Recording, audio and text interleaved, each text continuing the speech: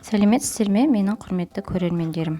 Бүгін мен сіздерге көрсететін ойыным үстел үстінде ойналатын ойынның түрі шыбын деп аталады. Бұл ойынның мақсаты балаға дәптер бетіндегі кеңістікті бағдарлай білуге үйрету. Жоғары, төмен, оңға, солға ұғымдарын бекітеміз. Суретімізді дәл осы мен салғандай етіп салсаңыздар болады, немесе компьютеріңіз болса, компьютермен дайындап шығарып алсаңыз да болады. Ал енді сіздерге ойынның шартын түсіндіріп өтейін. Біздің шыбынымыз ол дәл тор көздің ортасында отырады.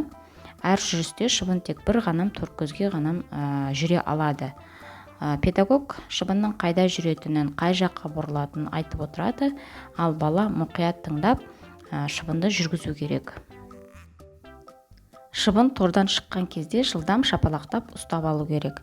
Егер ұстап үлгерген болса, онда оны қапқа саламыз. Ал егер ұстай алмай қалған болса, жаңағы шапалақ қағып үлгермей қалса, біз ол шыбынды терезеден ұшырып жібереміз.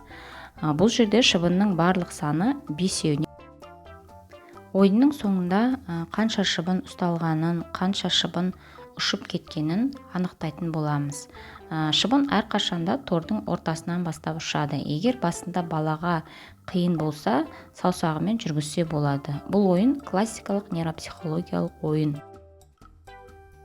Ал ойынымызды бастаймыз. Жоғары, оңға.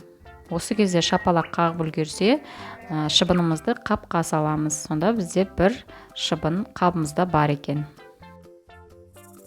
Егер бала шапалақты уақытында соқпаса, онда біздің шыбынымыз ұшып кетеді. Ол кезде біз шыбынды терезеге апарамыз. Яғни бізде бір шыбынға кемейді.